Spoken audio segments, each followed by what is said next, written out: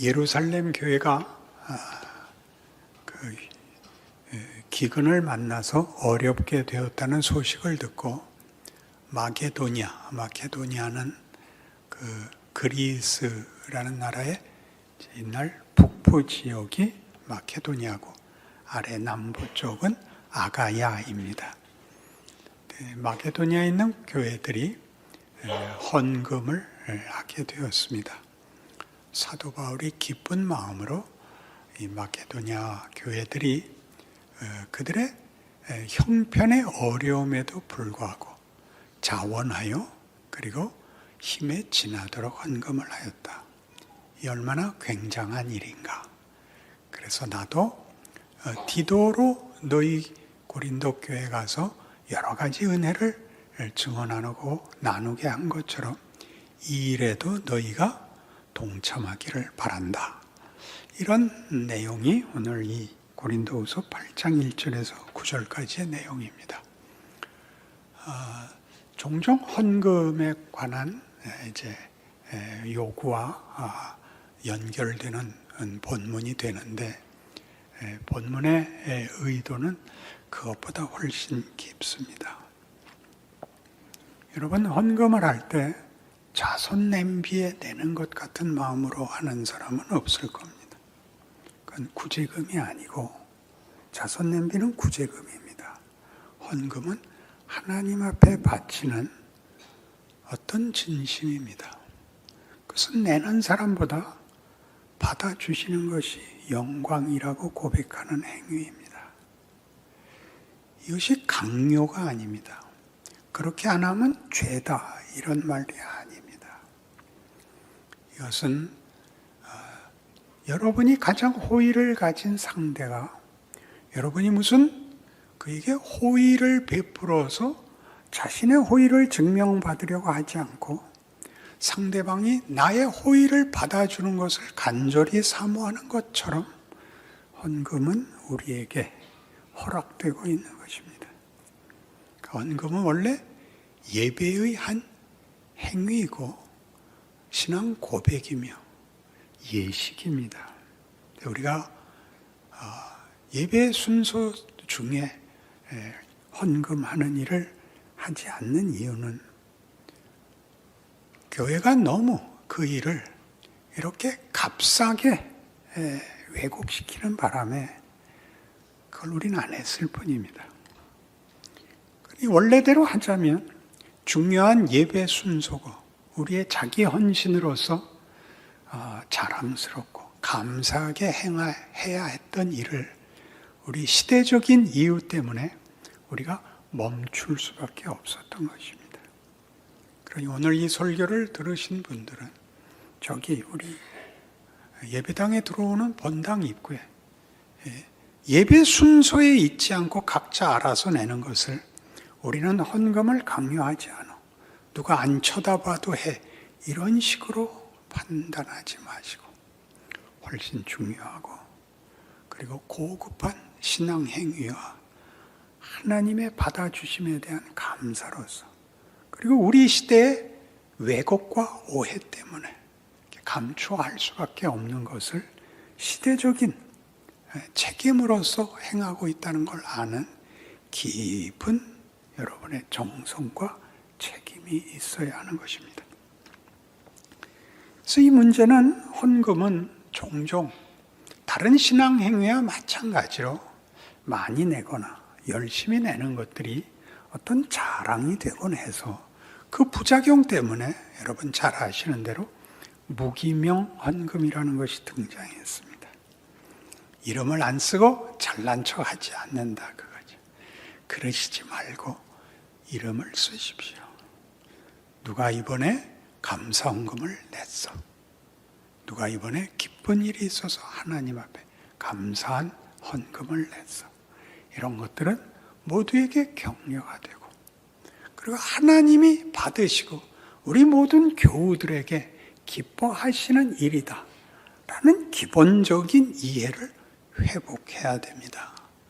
난 잘난 척 안 해 이렇게 얘기하는 거는 난 주일날 교회 안 가 그러는 거하고 똑같은 건데 이상하게 그게 잘난 게 됐죠. 무교회주의같이. 무교회주의는 왜 생겼죠? 성직의 부패 때문에 생겼습니다. 그래서 없애서 부패를 막는 방식은 그건 기독교가 지향하는 것이 아닙니다. 잘해야 되는 것입니다. 잘못한 것 때문에 그 직분을, 그 일을, 그 역할을 없애면 여러분 말대로 한번 잘못하면 팔 자르고 한번 잘못하면 눈 빼고 남는 것이 없습니다. 성경이 그렇게 얘기한 것이 뼈에 사무쳐 여러분을 바르게 고쳐 여러분의 손과 여러분의 눈이 옳은 일을 하게 만들어야 되는 것이지, 무엇을 안 함으로써 답을 내는 것은 부활의 정신과도 어긋나고, 창조라는 게 뭡니까? 생명을 주시고 존재를 주시니가 사망과 거역을 이기셔야 창조주의지, 창조를 제거함으로써 악과 부패가 없어지는 방식은 얼마나 창조를 거부하는 가증한 행위가 됩니까? 그러나 우리는 사망으로 해결책을 삼아서 난 안 해, 난 안 그래, 왜 그러는 거야? 이렇게밖에 말할 줄을 모르고 잘하는 거, 남성 성가대 위대하지 않아요? 보통 순교자의 정신이 아니고선 어떻게 매주 나와 앉겠어요? 아니, 진담이에요. 여러분이 잘해서 겸손을 떠는 것보다 이 조롱을 받으면서 앉아있는 것이 훨씬 우리에게 유익하다고요. 안 그렇습니까? 이 이상의 칭찬이 어디 있어요? 하나님이 우리를 통하여 일하신다, 그렇게 믿는 것이 우리가 십자가의 은혜입니다. 가난한 자에게 복음을, 포로된 자에게 해방을, 어린아이의 입술로 찬양을 받으시려고 구원을 주신 거 아닙니까? 왜 겁을 냅니까? 왜 안 하는 것이 답이 되었습니까? 얼마나 안타깝습니까? 해야 되는 걸 안 하고 안 함으로써 답을 내는 것이 잘하는 일인 것이 되어버린 이 시대의 교회 신앙생활 안에서 여러분들마저도 다 체념하고 말지 않았습니까? 얼마나 분합니까? 웃고 뛰어야 하는 아이들이 무서워서 미끄럼틀 밑에 숨어서 벌벌 떨고 있으면 얼마나 분하겠습니까? 여러분, 안 분합니까? 우리의 인생에 잘못하는 일이 얼마나 많을지라도 어린아이들의 미술을 평가할 때는 동심을 보는 거 아닙니까? 사실 묘사를 보지 않습니다. 아직 때묻지 않은 마음을 보지 않습니까? 왜 그걸 두려워하십니까? 지금 본문이 그 얘기를 하는 겁니다. 이 헌금은요, 저들은 가난함에도 불구하고 힘에 지나도록 냈다, 너희도 더 내라, 이렇게 얘기하는 것이 아닙니다. 로마서 15장에 가시면, 로마서 15장 30절, 형제들아, 내가 우리 주 예수 그리스도와 성령의 사랑으로 말미암아 너희를 권하노니 너희 기도에 나와 힘을 같이하여 나를 위하여 하나님께 빌어. 빌어에 동그라미 쳐놓으세요. 뭐 때문에 빌어달라 그러는지 보세요. 나로 유대에서 순종하지 아니하는 자들로부터 건짐을 받게 하고, 이게 빌어달라 그러게 됐죠. 하나 또 있습니다. 또 예루살렘에 대하여 내가 섬기는 일을 성도들이 받을만 하게 하고 나로 하나님의 뜻을 따라 기쁨으로 너희에게 나가 너희와 함께 편히 쉬게 하라. 예루살렘 교회가 이 헌금을 기쁘게 받아달라고 제발 하나님 앞에 빌어달라.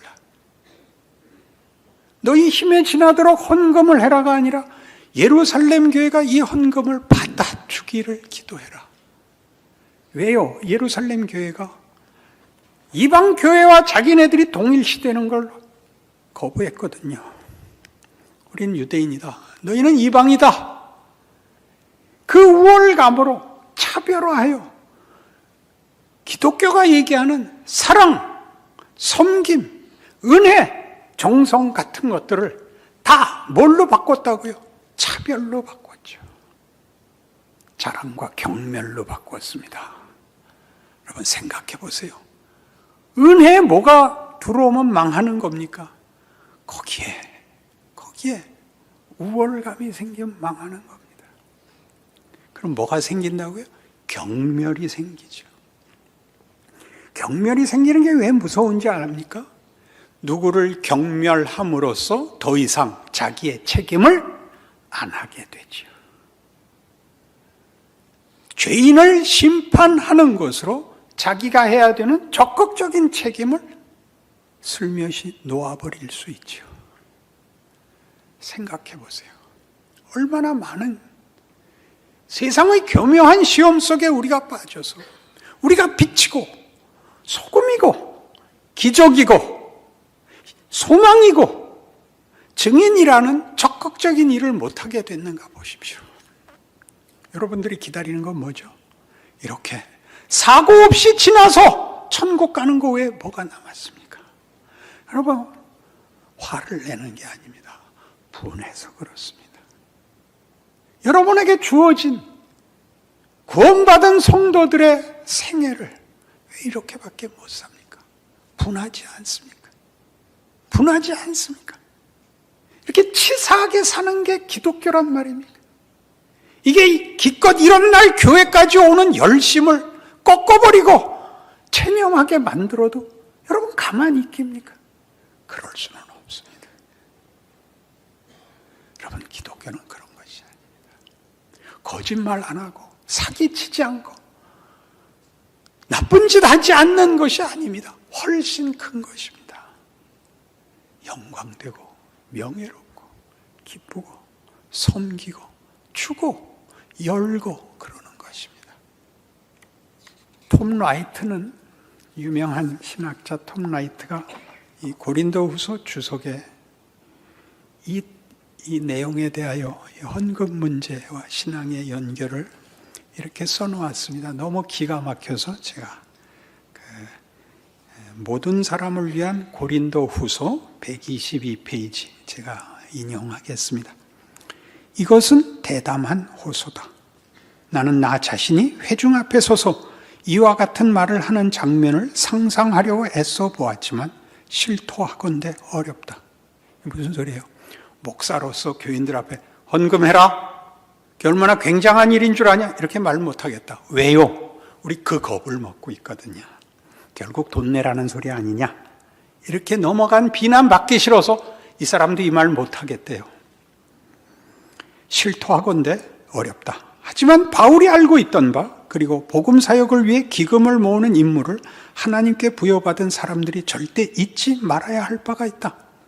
중요한 것은 어떤 프로젝트에 대한 인간적 동정심을 부추기는 것도 아니고, 다른 사람들에게 필요한 돈을 자신들이 가졌다는 죄책감을 느끼도록 만드는 것도 아니고, 또 자신들이 후하게 헌금했다는 사실을 알려서 사회적 위신을 세우라고 독려하는 것도 아니다. 중요한 것은 평범한 사람들의 마음과 삶에서 일어나는 은혜의 사역이다. 바울은 마케도니아에서 이런 극적 광경을 목격했다.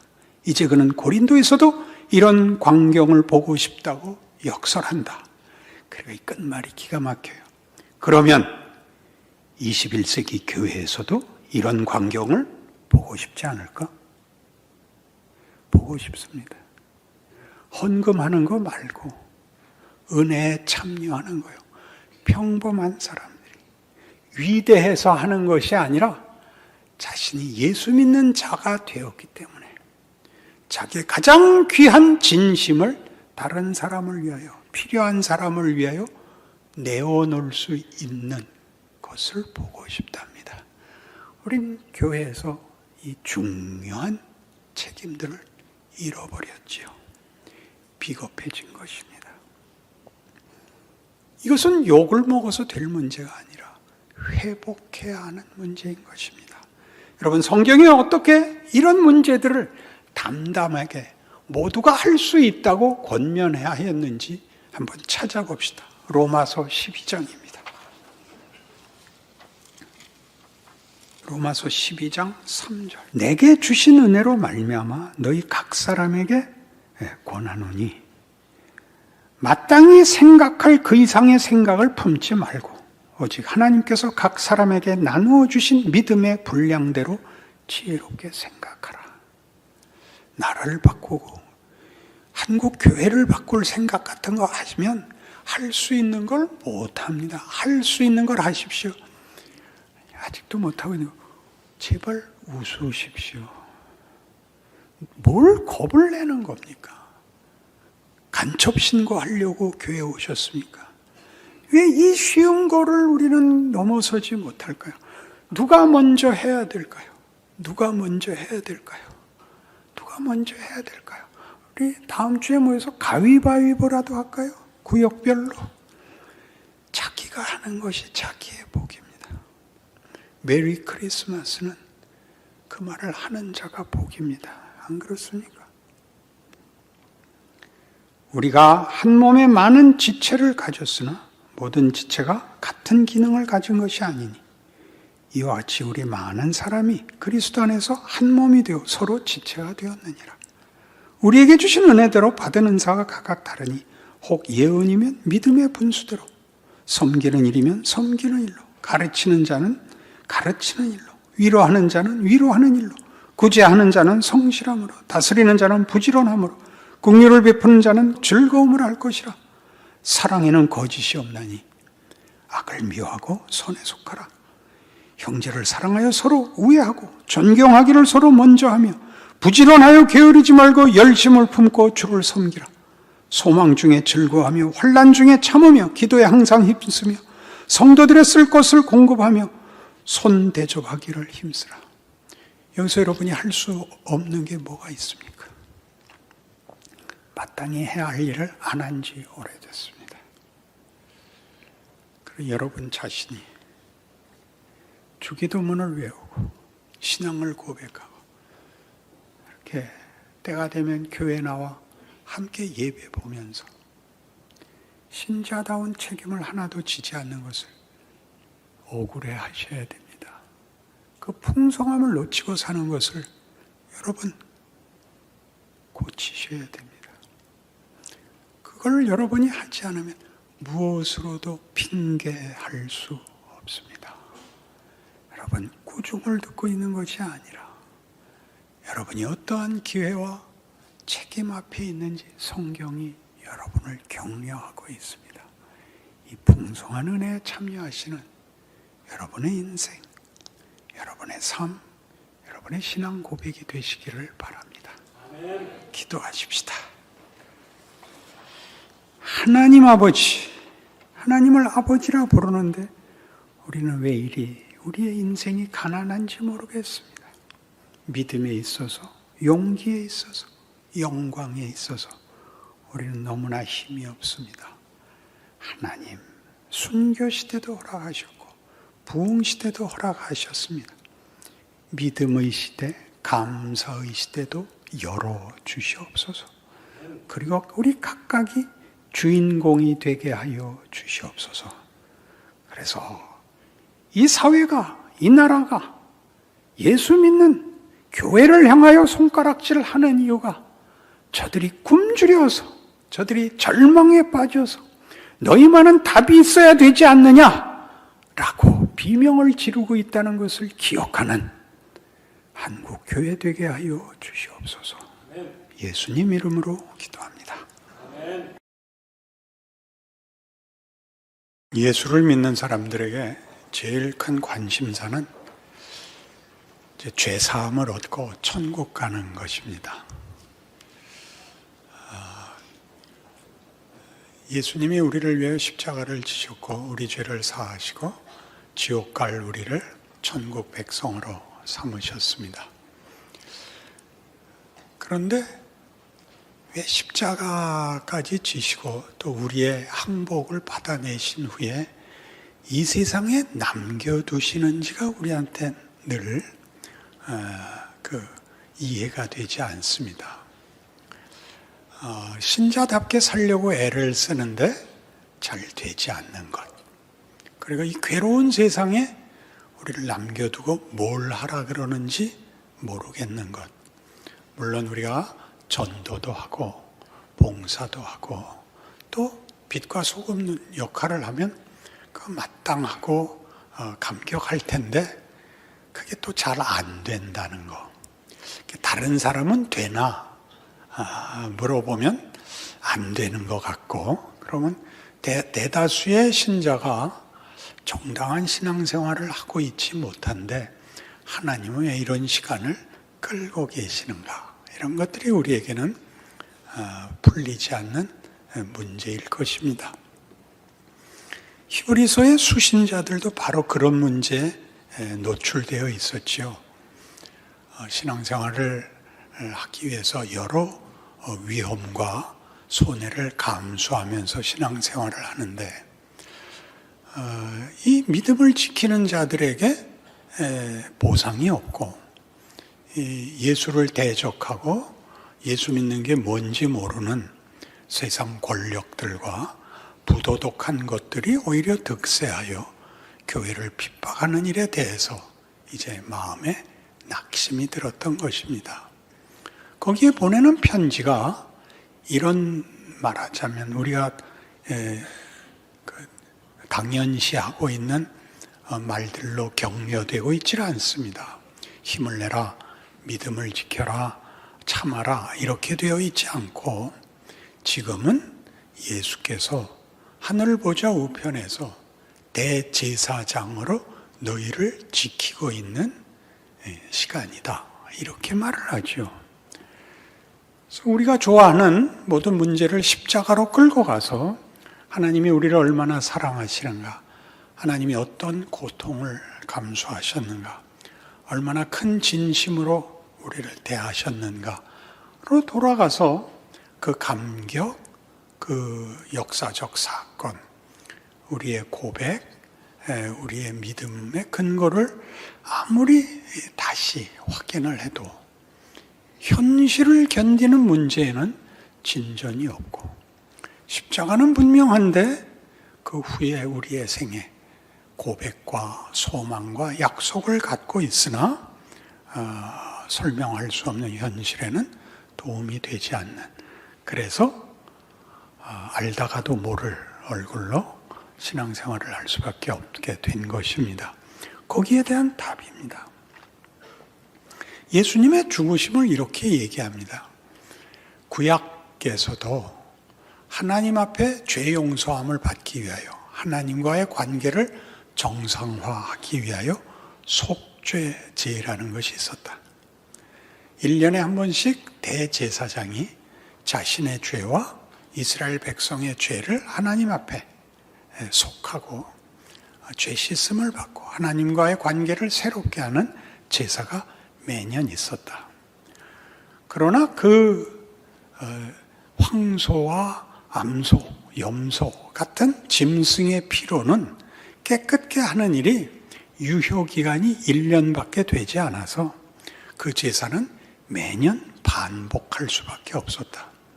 거기에 비하면 예수님께서는 한 번에 이걸 끝장내셨다.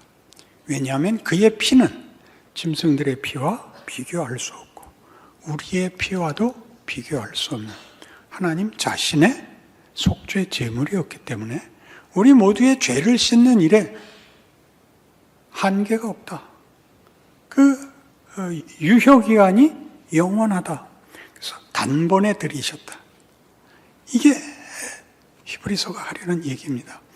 그래서 뭐라고 얘기하느냐 하면 바로 앞에 있는 히브리서 9장 24절 보시면 그리스도께서는 참것의 그림자인 손으로 만든 성소에 들어가지 아니하시고 바로 그 하늘에 들어가서 이제 우리를 위하여 하나님 앞에 나타나시고 대제사장이 해마다 다른 것의 피로서 성소에 들어가는 것까지 자주, 그러니까 해마다 자기를 드리려고 아니하실지니 그리하면 그가 세상을 창조한 때부터 자주 고난을 받았어야 할 것이로되 이제 자기를 단번에 제물로 드려 죄를 없이 하시려고 세상 끝에 나타나셨느니라.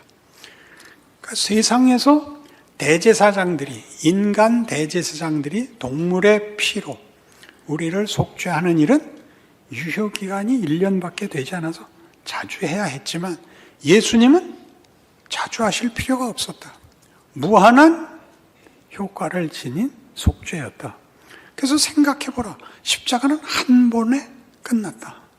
십자가는 반복되지 않는다. 그래서 오늘 읽은 본문 10장 16절부터 보시면 주께서 이르시되 그날 후로는 그들과 맺을 언약이 이것이라 하시고 내 법을 그들의 마음에 두고 그들의 생각에 기록하리라 하신 후에 또 그들의 죄와 그들의 불법을 내가 다시 기억하지 아니하리라 하셨으니 이것들을 사하셨은즉 다시 죄를 위하여 제사 드릴 것이 없느니라. 이건 끝난 거예요. 회개는 하실 필요 없는 거예요. 막 하자면. 여기서 막 하자면이란 거칠게가 아니라 강조하자면 그렇습니다. 그러니까 문제는 뭐냐 하면 이렇게 한 번으로 끝장난 죄 문제가 해결된 것인데 왜 아직 안 물러갔느냐 이거죠. 질문이 여기로 와야죠. 그럼 지금은 뭐냐? 죄 문제를 더 거론하지 않고 따지지 않을 거라면 지금은 뭐냐 이거죠. 그 성경은 뭐라고 얘기해요? 너희 죄를 씻기 위하여 십자가를 지신 그 예수님이 지금 하늘 보좌 우편에서 대제사장 역할을 계속하고 있느니라. 죄를 씻는 일 말고 우리에게 남겨진 이 인생이라는 기간을 주께서 우리를 위하여 하시고 있는 일이 있으니 너희의 지금 인생은 죄를 씻는 일 말고 다른 일로 남아있는 것이란다. 알아듣는다. 생전 처음 듣는다. 여기를 헷갈리고 있는 거예요. 죄 문제를 따지려고 남겨놓은 시간이 아니라 죄를 씻고 새 사람으로 살게 한 새 기회, 새 사람, 새 나라를 살고 있는 겁니다. 그래서 뭘 하실 건가 하는 우선 둘째로 치고 우리가 죄로 늘 회개하고 씻고 마음에 자책을 하고 절망을 하고 하는 것 아닌 나아간 다른 기간, 다른 기회, 다른 조건 속에 있다는 것을 마음에 꼭 기억해야 합니다. 고린도전서 11장 너무나 중요해서 이 부분을 혼동하지 않으셔야 돼요. 고린도전서 11장 23절 내가 너희에게 전한 것은 주께 받은 것이니 곧 주 예수께서 잡히시던 밤에 떡을 가지사 축사하시고 떼어 이르시되 이것은 너희를 위하는 내 몸이니 이것을 행하여 나를 기념하라 하시고 식후에 또한 그와 같이 잔을 가지시고 이르시되 이 잔은 내 피로 세운 새 언약이니 이것을 행하여 마실 때마다 나를 기념하라 하셨으니 너희가 이 떡을 먹으며 이 잔을 마실 때마다 주의 죽으심을 그가 오실 때까지 전하는 것이니라. 성찬식은 십자가의 감동을 재현하는 게 아닙니다. 예수께서 우리를 위하여 죽으셨다. 우리를 위하여 그가 십자가를 지셨다. 우리를 위하여 피를 흘리셨다. 이 얘기를 하려는 게 아니라 죽음은 끝났다. 예수는 이미 죽었다. 그리고 다시 오신단다. 사이에 있다는 걸 확인하는 겁니다. 너희는 예수로 인하여 새 인생, 새 사람, 새로운 약속 속에 있고 그 주신 약속과 기회를 다시 오시는 날까지 살아내야 하는 책임 속에 있다. 이걸 확인하는 것이지. 우리는 예수님의 죽음을 극화하고 거기서 감동하고 거기다 모든 걸 쏟아 부음으로써 살아야 하는 지금은 염두에 없단 말이죠. 그러니까 성찬식만 하면 이란 말이에요. 거기 너 있었는가 그때? 에? 거기다 몰아붙이려고 시작.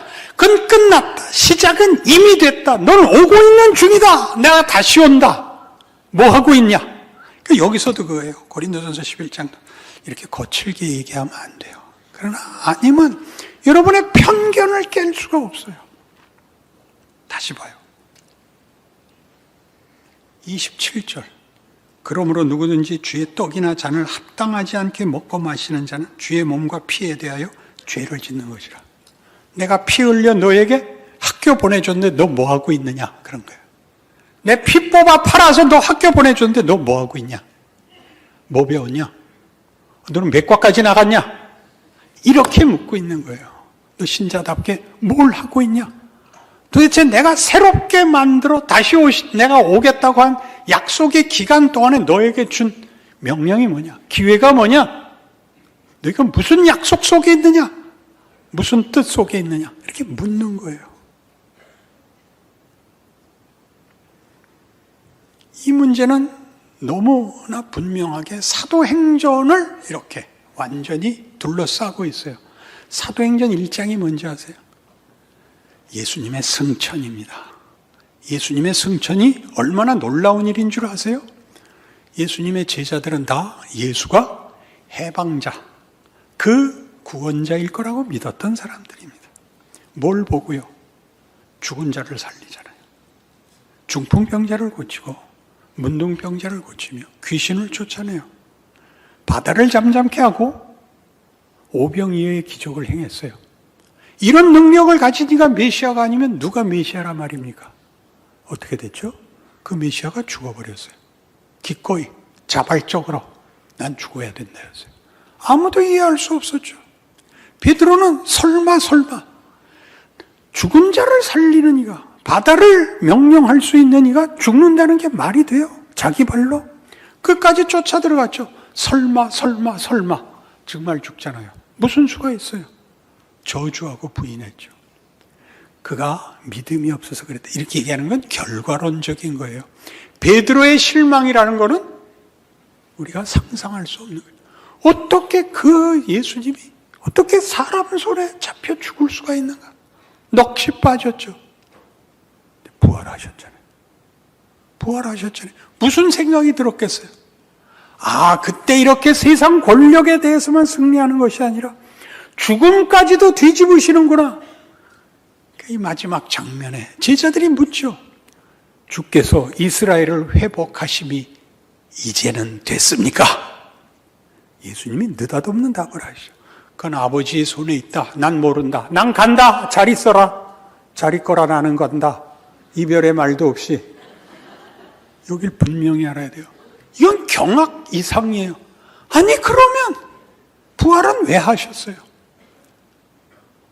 부활하실 걸 죽긴 왜 죽으셨어요? 이렇게 물어야 돼요.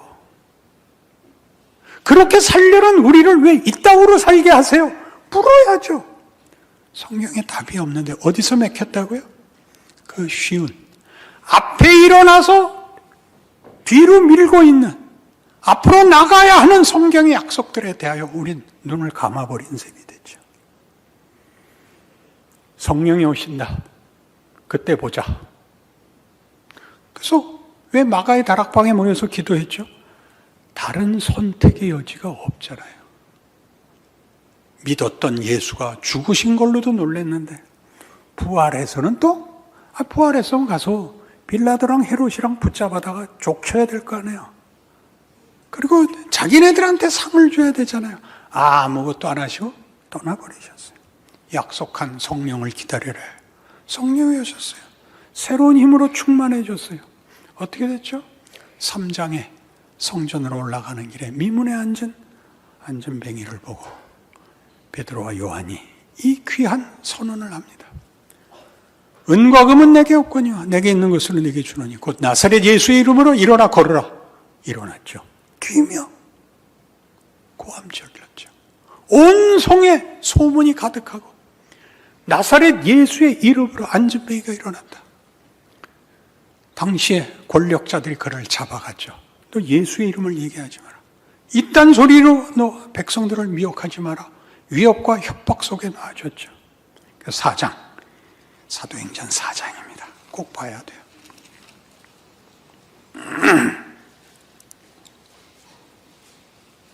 23절, 사도행전 4장 23절. 사도들이 노임에 그 동료에게 가서 제사장들과 장로들의 말을 다 알리니 그들이 듣고 한 마음으로 하나님께 소리를 높여 이르되 대주제여 천지와 바다와 그 가운데 만물을 지은 이시여 또 주의 종 우리 조상 다윗의 입을 통하여 성령으로 말씀하시기를 어찌하여 열방이 분노하며 족속들이 허사를 경영하였는가. 세상의 군왕들이 나서며 관리들이 함께 모여 주와 그의 그리스도를 대적하도다 하시니로소이다. 과연 헤롯과 본디오 빌라도는 이방인과 이스라엘 백성과 합세하여 하나님께서 기름 부으신 거룩한 종 예수를 거슬러 하나님의 권능과 뜻대로 이루려고 예정하신 그것을 행하려고 이 성에 모였나이다. 주여, 이제도 그들의 위협함을 굽어보시옵고 또 종들로 하여금 담대히 하나님의 말씀을 전하게 하여 주시오며 손을 내밀어 병을 낫게 하시옵고 표적과 기사가 거룩한 종 예수의 이름으로 이루어지게 하옵소서 하더라.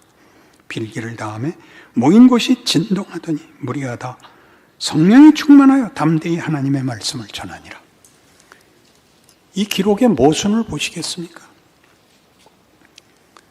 잡혀간 사도들을 기다리고 있던 초대교회에 그들이 돌아옵니다. 어떻게 됐습니까? 우리나라엔 이런 기록이 남아있죠. 안희숙 씨가 쓴 죽으면 죽으리라 라는 예전 일제강점기 때의 순교자들의 얘기 속에 이렇게 되어 있습니다. 첫 번째 투옥이 일어났을 때는 죽이지 않았답니다. 풀어줬답니다.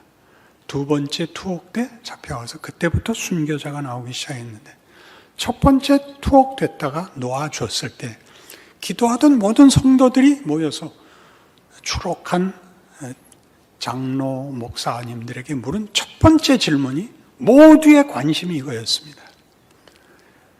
고문을 당할 때 하나님이 천사를 보내어 도우시던가? 우리 모두의 관심사입니다. 대답은 이것이었습니다. 아니요. 그럼 어떡하시겠습니까? 이게 하나님이 요구하시는 길이라면 어떡하시겠습니까? 그게 여기 있는 얘기입니다. 어떻게 됐습니까? 그들이 우리를 위협하고 한 번 더 하면 잡아 죽인다고 했다. 그들이 뭐라고 답했다고요? 맞습니다. 성경에 그렇게 기록되어 있고 이것이 하나님이 일하시는 방법이라고 했습니다. 시편 2편을 인용하여 어찌하여 열방이 나서며 세상의 권세자들이 나서서 하나님의 일을 방해하는고 했습니다. 저들은 헤롯과 빌라도는 주의 일을 이루기 위한 악역을 맡았습니다. 우리는 주의 일을 순종할 주인공이 됐습니다. 그러니 저들은 자기 일하고 우리는 우리 일에서 하나님의 뜻이 이루어질 것을 믿습니다. 힘을 주시옵소서. 그래서 어떻게 했다고요? 그 모인 장소가 진동하고 성령이 임하여 성령이 충만했대요. 원래 언제 오셨어야 되는 거예요?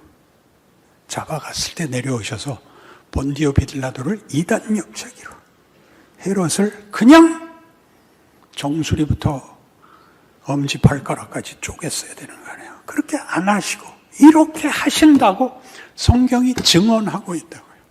이것이 십자가의 도가 믿지 않는 자들에게는 미련한 것이요 믿는 우리에게는 하나님의 능력이요 하나님의 지혜니라 라고 되어 있는 현실인 것입니다.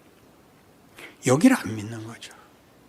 어렵고 괴로운 것이 전부고 하나님이 우리를 하나님이 목적하시는 영광과 찬송으로 끌고 가기 위하여 어떤 과정을 겪게 하는가?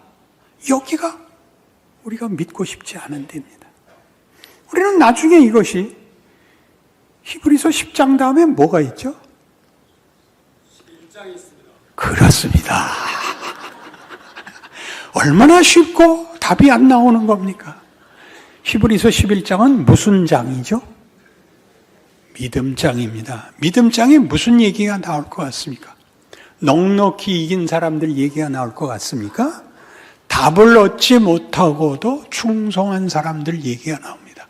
충성인이 순종인이로 그들의 삶이 편해졌다는 약속이 하나도 없는 고생하고 보상받지 못하고 끝장이 났다. 그게 이제 등장할 겁니다.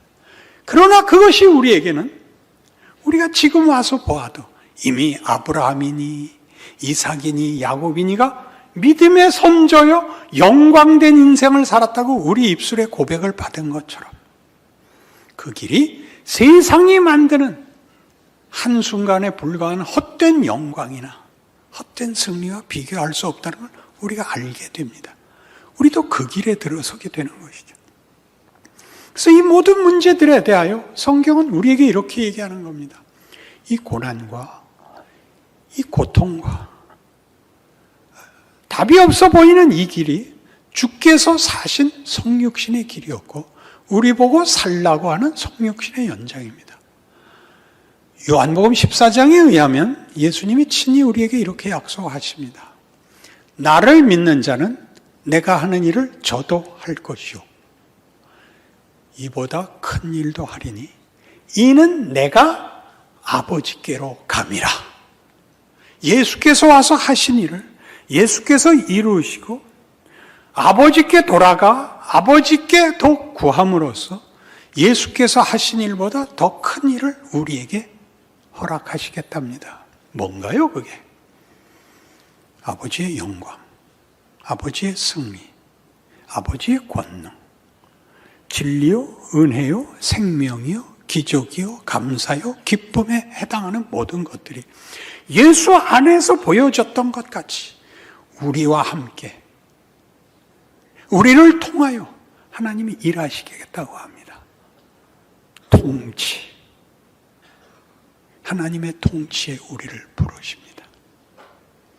모든 은혜와 기적과 승리와 기쁨이라는 것들이 예수를 통하여 온 것 같이 우리를 통하여 모든 인류에게 증언이 되고 수단이 되고 모범이 되고 자랑이 되는 인생을 살게 하겠다 이겁니다.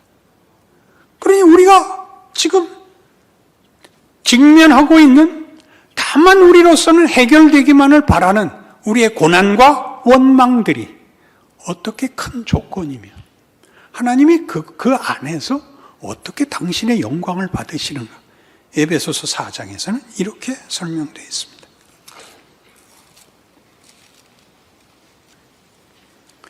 314페이지 신약성경 에베소 4장 17절입니다. 그러므로 내가 이것을 말하며 주 안에서 증언하노니 이제부터 너희는 이방인이 그 마음에 허망한 것으로 행함같이 행하지 말라. 그들의 총명이 어두워지고 그들 가운데 있는 무지함과 그들의 마음이 굳어짐으로 말미암아 하나님의 생명에서 떠나 있도다. 그들이 감각 없는 자가 되어 자신을 방탕에 방임하여 모든 더러운 것을 욕심으로 행하되 오직 너희는 그리스도를 그같이 배우지 아니하였느니라. 진리가 예수 안에 있는 것 같이 너희가 참으로 그에게서 듣고 또한 그 안에서 가르침을 받았을진데 너희는 유혹의 욕심을 따라 썩어져가는 구습을 따르는 옛사람을 벗어버리고 오직 너희의 심령이 새롭게 되어 하나님을 따라 의와 진리의 거룩함으로 지으심을 받은 새 사람을 입으라. 이렇게 나옵니다. 옛사람과 새 사람의 차이는 뭘까요? 거룩함에 있습니다. 그리고 명예에 있습니다. 옛사람은 감각 없는 자로 방탕에 방임하는, 즉 헛된 삶을 사는데 불과하다면 우리는 생명 있는 삶을 삽니다. 생명의 아름다움과 부요함과 영광으로 우리의 본질과 정체성과 열매를 맺어야 하는 것입니다. 그것이 구체적으로 그 뒷구절에 나옵니다. 25절. 그런즉 거짓을 버리고 각각 그 이웃과 더불어 참된 것을 말하라. 이는 우리가 서로 지체가 됨이라. 분을 내어도 죄를 짓지 말며 해가 지도록 분을 품지 말고 마귀에게 틈을 주지 말라. 도둑질하는 자는 다시 도둑질하지 말고 돌이켜 가난한 자에게 구제할 수 있도록 자기 손으로 수고하여 선한 말을 하라.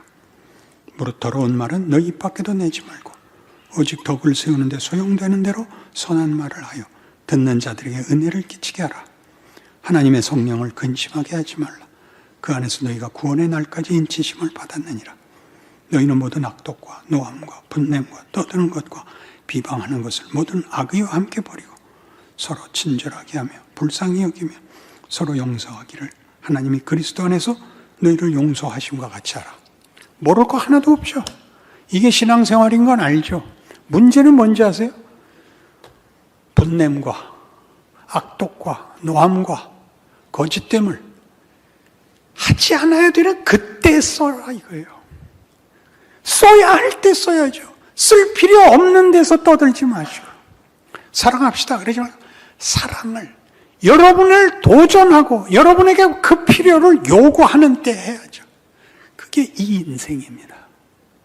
우리는 매일 도전 속에 있습니다. 세상이 내 방법대로 해라 라는 도전과 위협 속에 있고 신앙 속에서는 네가 져라 라는 권면 속에 있습니다. 그걸 해야 될 때는 안 하고, 할 필요 없을 때는 떠들므로써 말은 다 잘하고 해야 할 때는 아무것도 못하죠. 쉽게 이것부터 해보십시오. 안녕하셨어요? 우리의 대답은 다 이거예요. 지랄하고 있네. 그때 해야죠. 안녕하셨어요? 감사합니다. 그때 해야죠. 그게 매일이잖아요. 무슨 남북 통일을 하고 무슨 뭘 원하세요? 무슨 세계 평화를 하세요? 매일 벌어지잖아. 매일 있잖아. 눈 하나 마주치지 못하잖아. 어디에 사랑이 있고 어디에 용서가 있고 어디에 겸손이 있어요? 해야 될 때 하나잖아. 그러니까 매일이 그렇지. 자책은 있고 신자답진 않고 회개만 하잖아. 해야지. 할 때 해야지. 할 때 해야 될 거 아니야. 영어를 왜 못해?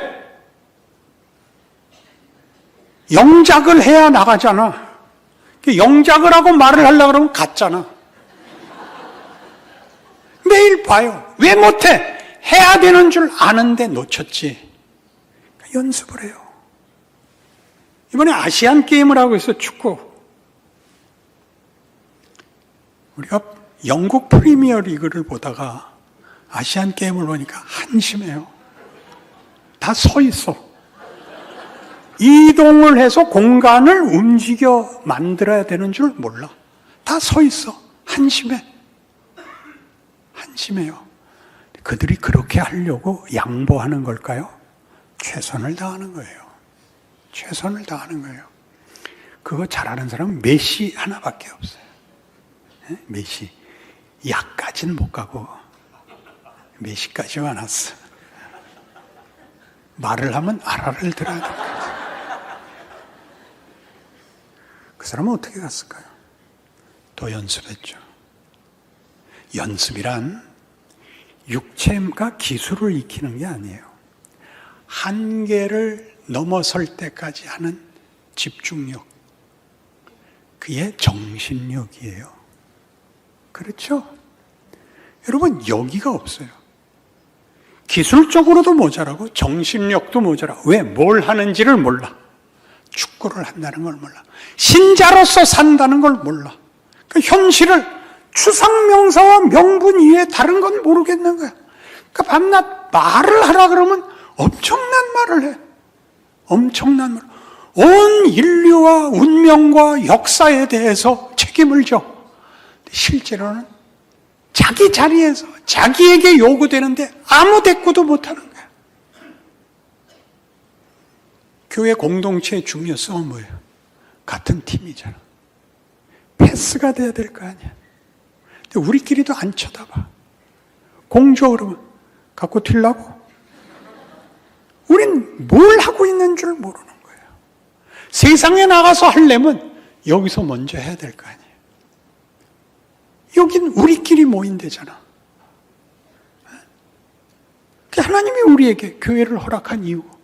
그리고 세상에서 실력 발휘를 하라고 자책했어요? 다음에 하나 더 하기 위해서 노력을 해야죠. 원래 축구라는 건 골이 안 나는 거예요. 30번 차서 하나 나와. 괜찮아요. 나 해야지. 2골이 되게 하고 3골이 되게 해야지. 그게 연륜이죠. 그게 하나님이 우리한테 시키는 일이에요. 인간된, 예수 안에서 하나님의 자녀라는 인간이 된 새로운 존재에 관한 정신적, 육체적, 습관적, 인격적 영성이 나와요. 하루가 뭔지를 모르니까 신앙생활이 중첩이 되고 연장이 되고 연습이 되질 않고 늘 막막하고 놀래갖고 왔다 간 게 다야. 히브리서가 그 얘기를 하는 거예요. 히브리서 8장. 이 말을 늘 명심해야 돼. 히브리서 8장 1절. 지금 우리가 하는 말의 요점은 이러한 대제사장이 우리에게 있다는 것이라. 그는 하늘에서 지극히 큰 이의 보좌에 앉으셨습니다. 하늘 보좌 우편에서 예수님이 지금 우리를 위하여 기도하고 있는 하루, 지금이라고요. 히브리 교회에 뭐라고 얘기했다고요? 십자가를 지나서 하늘 보좌 우편에 앉으신 예수님이 오늘 우리의 삶을 지키고 계시다. 믿음으로 살아라. 그 고난 속에 영광이 담겨 있다고 믿어라. 네 할 일을 해라. 네가 할 수 있는 말을 해라. 네 수준에서, 네 자리에서 해라. 오늘을 살아라. 그리하면 영원한 영광에 중한 것이 네게 담겨지리라. 기도하십시다. 하나님 아버지, 오늘 하루의 중요성과 우리 마음에 들지 않는 우리의 존재와 실력의 현실성에 대하여 기대와 믿음을 가지게 되었습니다. 열심히 살아서 하나님의 자녀의 영광의 자리에 이르는 우리 마음의 기쁨과 자랑이 넘치는 그런 인생을 살아내는 우리 모두가 되게 하여 주시옵소서. 예수님 이름으로 기도합니다. 아멘.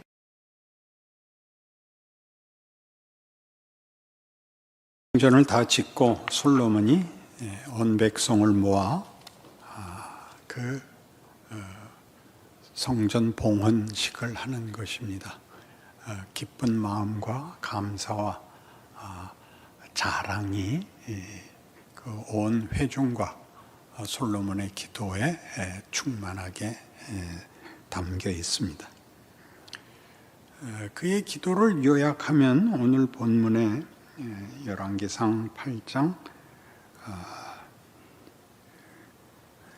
58절 보시면 우리의 마음을 주께로 향하여 그의 모든 길로 행하게 하시오며 우리 조상들에게 명령하신 계명과 법도와 율례를 지키게 하시기를 원하오며 여호와 앞에서 내가 간구한 이 말씀이 주야로 우리 하나님 여호와께 가까이 있게 하시옵고 또 주의 종의 일과 주의 백성 이스라엘의 일을 날마다 필요한 대로 돌아보사 이에 세상 만민에게 여호와께서만 하나님이시고 그 외에는 없는 줄을 알게 하시기를 원하노라. 그런즉 너희의 마음을 우리 하나님 여호와께 온전히 바쳐 완전하게 하여 오늘과 같이 그의 법도를 행하며 그의 계명을 지킬지어다. 놀라운 이제 기도입니다.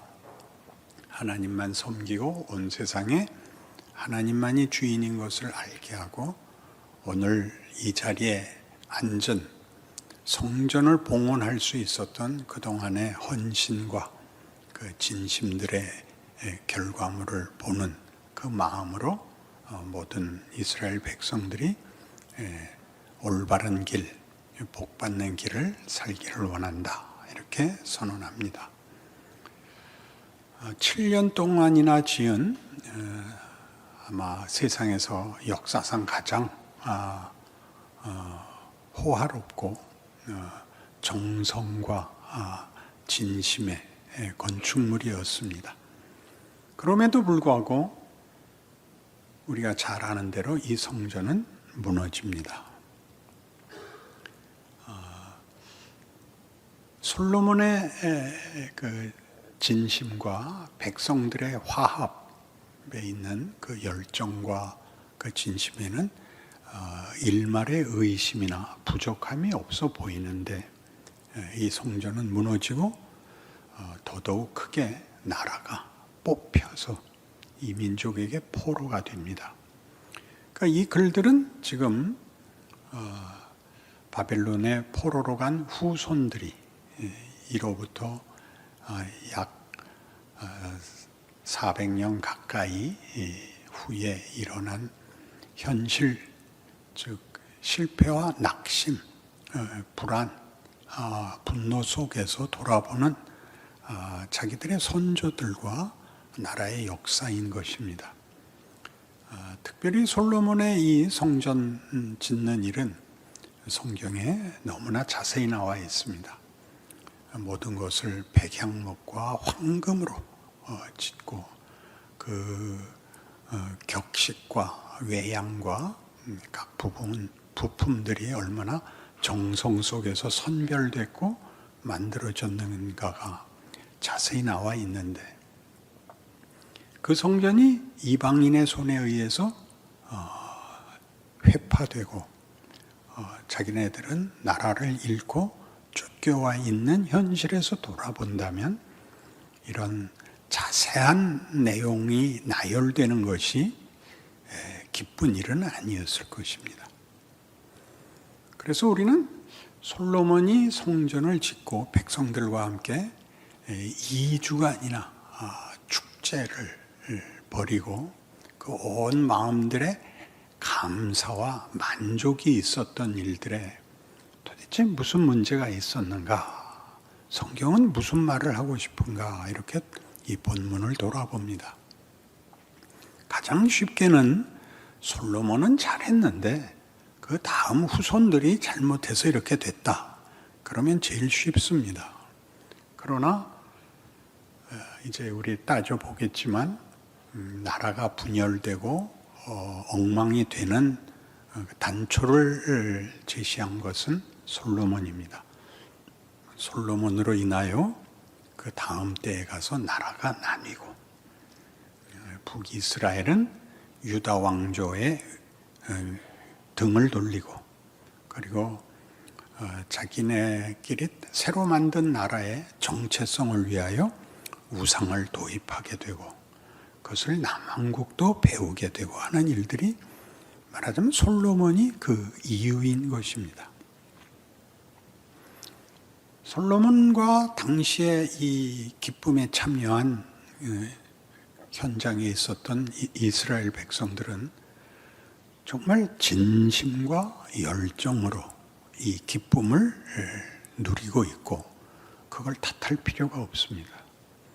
그러나 바로 이 문제가 저들이 진심과 열정을 가진 거기에 큰 결함이 있었다라고 역사를 들어 설명하는 것이 구약 성경이죠. 우리는 예레미야 7장에 오면 예레미야라는 선지자는 이제 망하는 시기에 남왕조가 북왕조는 이미 망했고 남왕조가 망하는 때에 하나님의 말씀으로 남왕국 유다 백성들에게 절절한 호소를 했던 선지자입니다. 유다 백성들은 당시에 국군이 쇠하였고 국제적으로 위기 속에 있다는 걸 알고 있었지만 나라가 망할 거라고는 믿지 않았습니다. 이유는 그들이 선민이요 하나님의 약속을 가진 백성이요 다윗 왕가의 영원성이라는 중요한 약속을 하나님께로 받은 백성이기 때문입니다. 어떤 일이 있어도 나라가 망할 거라고 생각지 않았습니다. 그래서 예레미야 7장에 이 무서운 경고가 나오죠. 너희는 이것이 여호와의 전이라, 여호와의 전이라, 여호와의 전이라 하는 거짓말을 믿지 말라. 이렇게 됩니다. 여호와의 전이 뭐가 거짓말일까요? 여호와의 전이 여호와의 전이 아닌 걸까요? 하나님이 이 전에 아니 계시는 걸까요? 무엇이 거짓말일까요? 그 후에 이어서 이렇게 얘기합니다. 이것이 여호와의 전이라고 믿지 말라라는 말은 이런 뜻이다. 예전에 하나님께서 실로에 행한 일을 기억해 보라.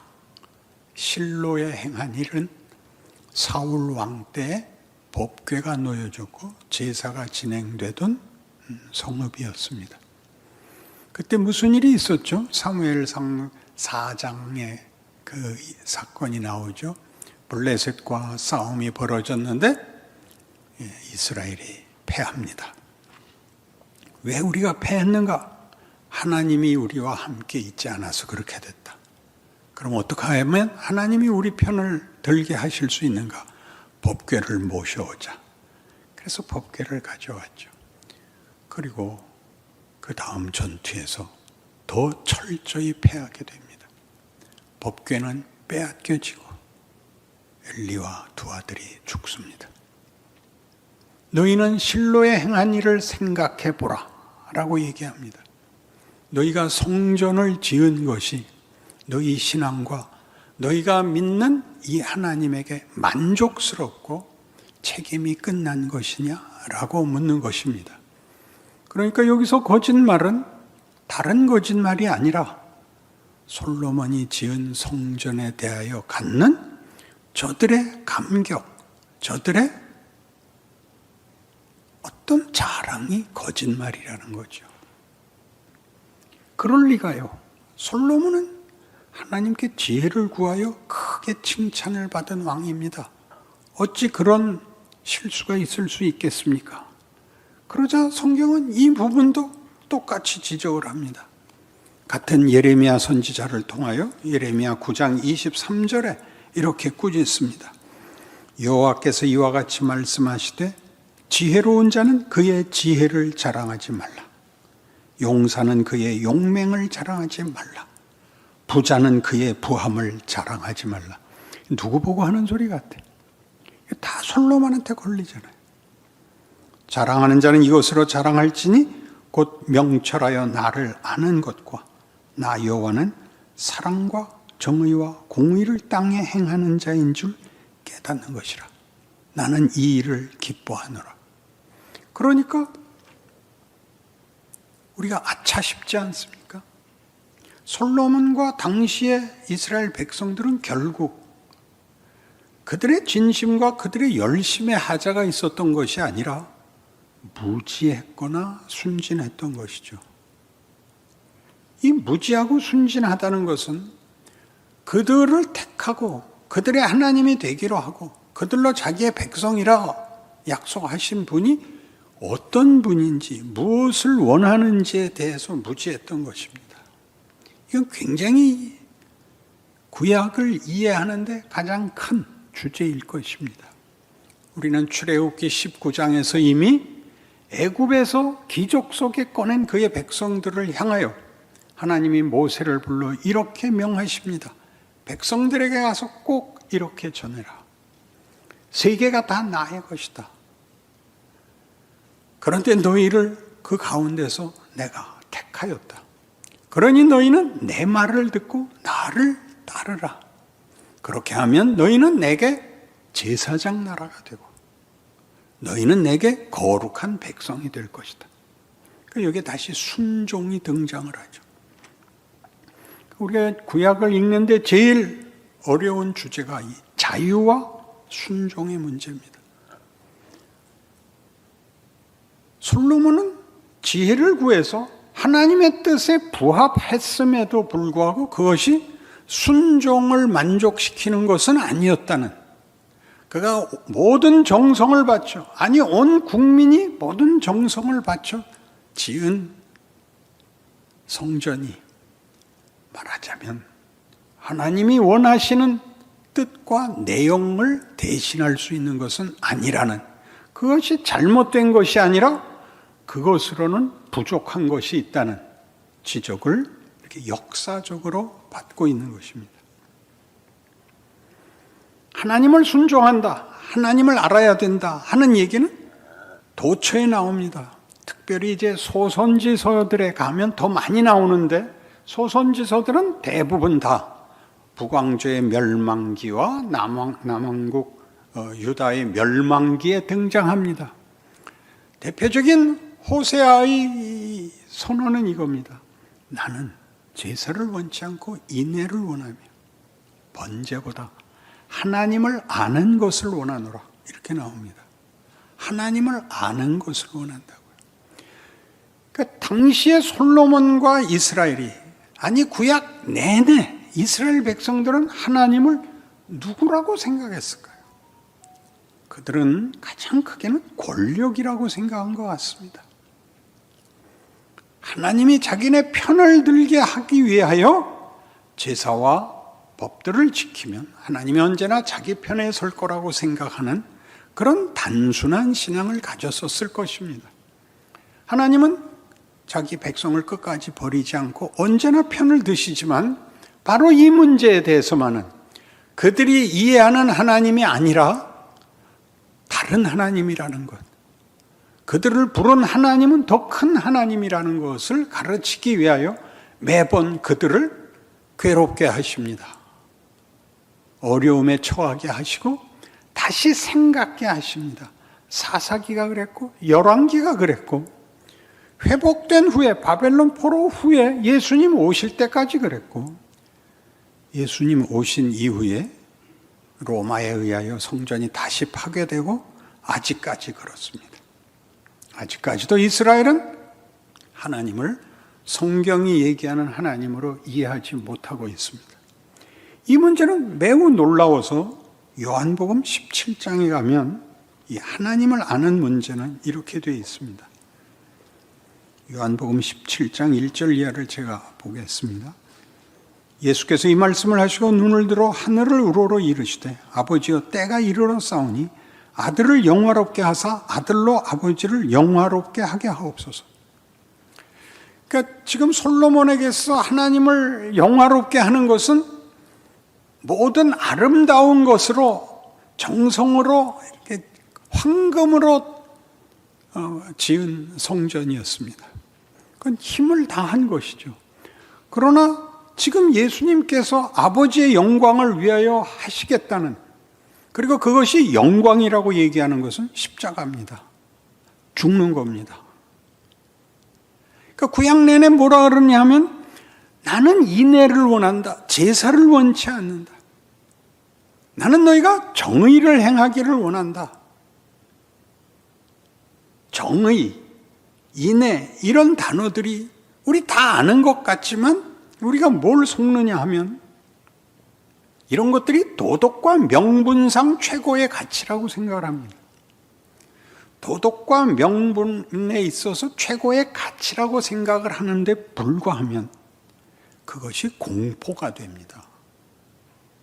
여러분, 도덕이 공포가 되고 종교가 공포가 되는 것은 그것을 지킬 수가 없으면 지키지 못하는 사람을 공격하는 수밖에 다른 자신을 변호할 방법이 없습니다. 그러니까 우리가 개신교 2000년 교회 역사에서 제일 험했던 일이 뭐냐 하면 마녀사냥이었습니다.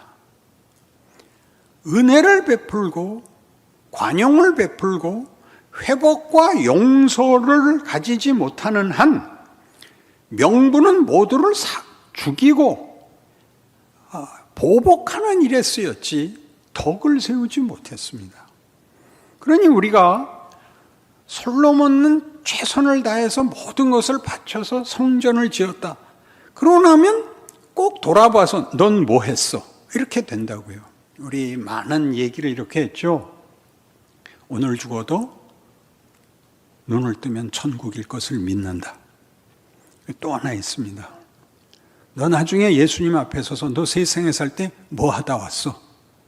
그럼 저는 의사하다 왔습니다. 밤낮 주사나 놓다 왔어? 이렇게 꾸짖고 뭐라 그랬어요? 선교사로 나가야지. 그랬습니다. 그렇지 않습니다. 하나님을 아는 것. 예수님은 오셨을 때 모두가 뭘 바랬죠?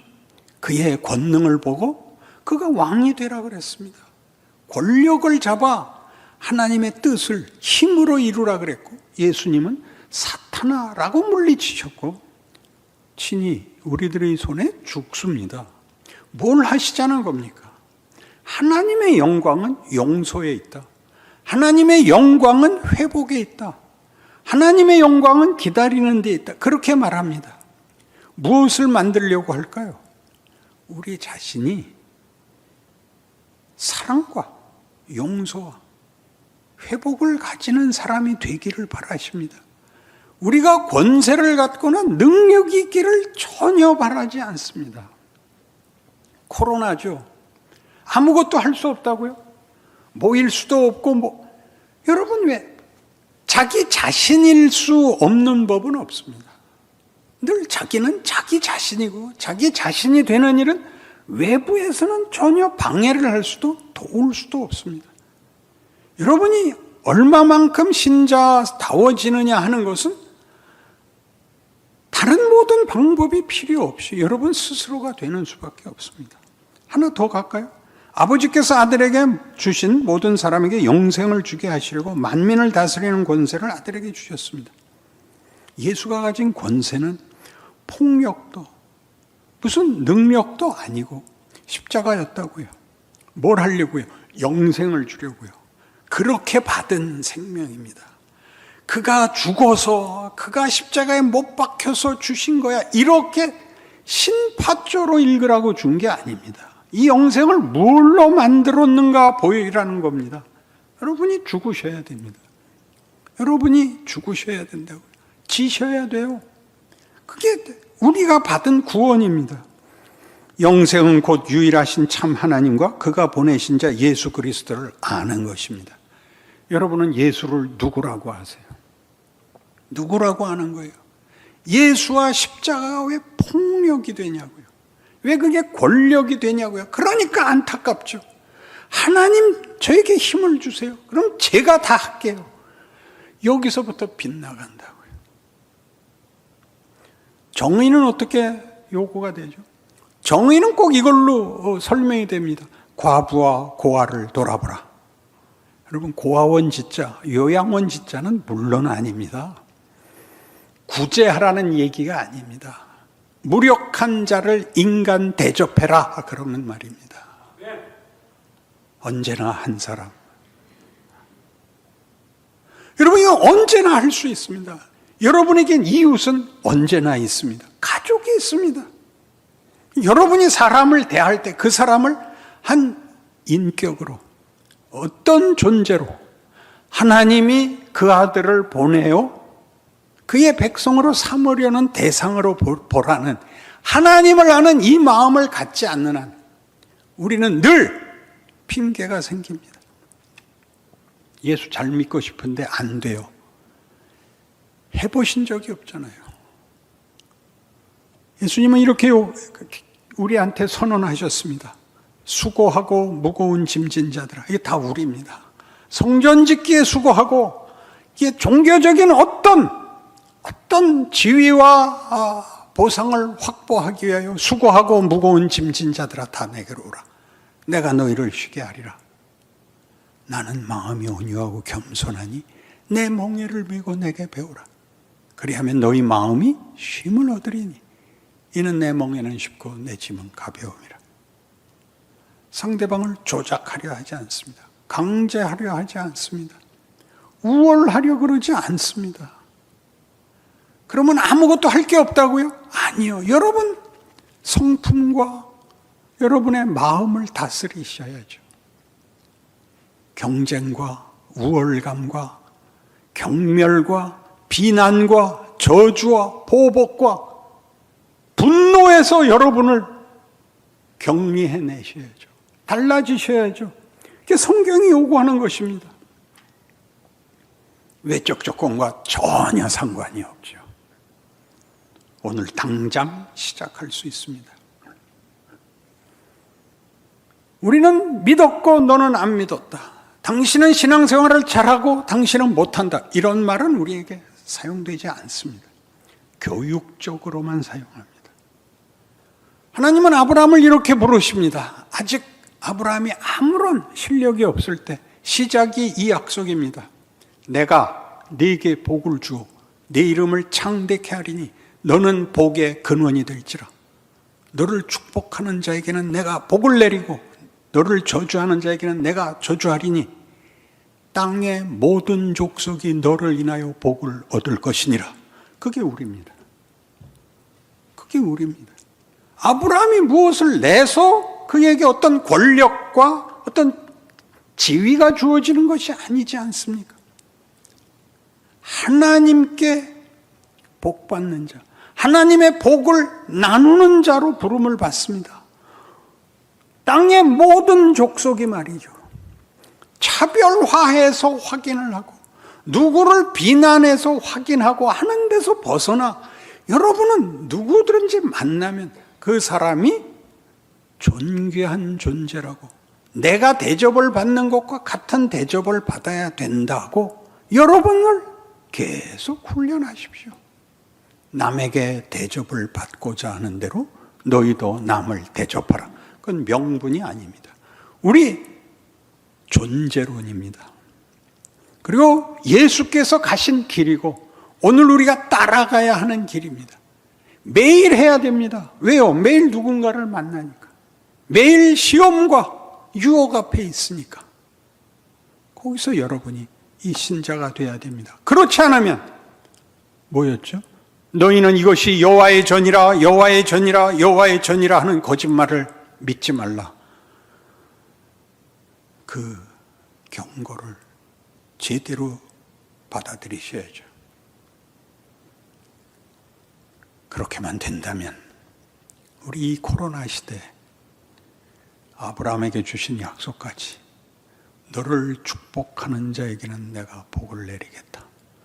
땅의 모든 족속이 너를 인하여 복을 받을 것이니라. 예, 주인이 될 수 있을 것입니다. 이 하나님을 아는 지식과 신앙과 여러분의 현실이 되시길 바랍니다. 기도하십시다.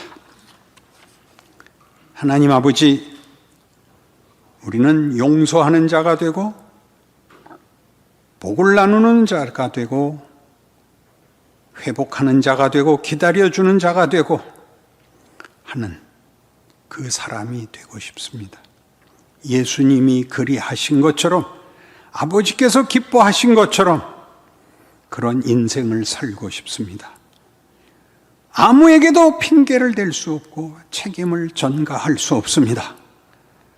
오늘 주의 말씀 앞에 서서 오늘부터 다른 인생을 살기로 결심하고 훈련하고 연습하고 기도하여 승리하고 감사하는 자리에 이르게 하시옵소서. 예수님 이름으로 기도합니다. 아멘.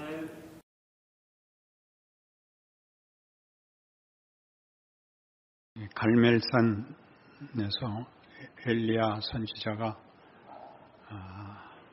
바알 선지자들 450명과 아세라 선지자 400명을 대적하여 여호와 하나님이 유일한 이스라엘의 하나님이시며 온 세상의 주인이심을 그 제사로 확인하며 도전하며 밝히는 장면이 이 유명한 갈멜산 전투입니다. 아합 왕은 당시에 열왕기에 등장하는 남북 왕조의 여러 왕 중에서 가장 악한 왕이고, 그런 차원에서 이 갈멜산 전투는 하나님을 배반하고 우상에 탐닉하며 정치적, 군사적 야망과 권력이 전부인 이 악한 세력에 대한 하나님의 사람 엘리야의 도전이었고, 그 도전은 진리를 밝히는 일에 승리합니다. 이 일들은 굉장히 놀랍고 어떤 의미에서 당연하지만 이 역사를 기록하는 사람들에게는 이 사건이 굉장히 애매했을 것입니다. 왜냐하면 이 열왕기의 역사는 바벨론의 포로가 된 이스라엘 백성들이 과거를 되짚어 기록한 것이기 때문입니다. 왜 우리가 현실적으로 유구한 역사와 하나님의 크신 약속 속에 존재하는 선민인데 어쩌다가 이렇게 이방 민족에게 포로가 되어 현실적인 굴력과 비참한 생애를 살아야 되는가 하는 반성이면서 반성보다 크게 분노와 원망으로 그 역사를 기록하는 중인 것입니다. 그 중에서 가장 돌이킬 수 없는 권력, 정부, 나라였던 시대를 되짚어보는 과정에 엘리야라는 선지자가 그 어떤 선지자보다도 뛰어나게 하나님 편에 서며 하나님의 영광을 드러내며 이스라엘 백성들 앞에 도전했던 사실이 그들로서는 어떤 의미와 어떤 의도로 기록이 되었을까, 이렇게 돌아보는 것이 우리가 해야 할 현실에서의 그 숙제입니다. 지금이 잘 되었더라면 이런 과거의 역사들은 매우 자랑스러운 민족적 긍지가 될 것입니다마는 실패하여 답이 없는 자리에서 이러한 승리는 굉장히 공허할 수 있지 않겠습니까? 그러면 성경이 이런 기록을 남겨서 그 역사가 주는 교훈을 오고 오는 모든 하나님의 백성들에게 중요한 사건으로 증언하는 의도를 우리가 찾아봐야만 할 것입니다. 이때의 하나님의 심정은 그 분노하심과 그 이스라엘 백성에 대한 배신감에 가득 차서 아주 심한 심판을 선포하는 배경 속에 있습니다. 예레미야 15장에 가시면 우리 한번 찾아봐야 됩니다. 예레미야 15장에 가시면 이때에 하나님의 마음이 이렇게 기록되어 있습니다. 구약성경 1073페이지쯤 있습니다. 15장 1절 이하를 제가 읽겠습니다. 여호와께서 내게 이르시되 모세와 사무엘이 내 앞에 섰다 할지라도 내 마음은 이 백성을 향할 수 없나니 그들을 내 앞에서 쫓아내보내라. 그들이 만일 네게 말하기를 우리가 어디로 나아가리요 하거든 너는 그들에게 이르기를 여호와께서 이와 같이 말씀하시니라. 죽을 자는 죽음으로 나아가고 칼을 받을 자는 칼로 나아가고 기근을 당할 자는 기근으로 나아가고 포로될 자는 포로됨으로 나아갈지니라 하셨다 하라. 여호와의 말씀이니라. 내가 그들을 네 가지로 벌하리니 곧 죽이는 칼과 찢는 개와 삼켜 멸하는 공중의 새와 땅의 짐승으로 할 것이며 유다 왕 히스기야의 아들 므낫세가 예루살렘에 행한 것으로 말미암아 내가 그들을 세계 여러 민족 가운데 흩으리라. 여기에 이 하나님의 분노는 우리가 충분히 이해할 수 있는 분노의 크기를 나타내고 있습니다. 하나님은 이 백성을 애굽에서 구하신 분이요, 광야에서 먹이신 분이요, 약속된 젖과 꿀의 땅에서 살게 하신 분이요, 그리고 그들의 소원을 들으사 왕을 허락하신 분입니다. 때마다 그의 선지자들을 보내며 왕을 세워 하나님의 나라를 지상에 건설하기를 원하셨으나 그 제사장 국가 되는 책임을 이스라엘은 실패합니다. 실패하는 정도를 넘어서 하나님의 분노를 일으키는 이방신과 헛된 것들에 온통 마음을 빼앗겨 하나님의 애타는 마음과 분노를 폭발시키게 만들었습니다. 그래서 이때 선지자는 예레미야입니다. 북왕조 이스라엘은 이미 722년에 망하고 남왕국 유다는 이제 586년에 망하는데 그 남왕국이 망할 때쯤 북왕국이 망하고 한 150년을 더 지탱하는데 그 최후에 이제 이스라엘의 운명이 다하는 시대의 선지자입니다. 예레미야는 하나님이 꺾고 부숴버리리라 그런 말입니다. 그러니까 그 이름 자체가 하나님의 심판을 가리키고 있죠. 그러니까 이런 분노의 역사의 종극을 본, 그래서 팔려간 포로된 자리에서 이 승리와 하나님께서 엘리야 선지자를 통하여 자신을 드러내신 일은 도대체 무슨 효과가 있느냐 하는 대로 우리를 불러내는 것입니다.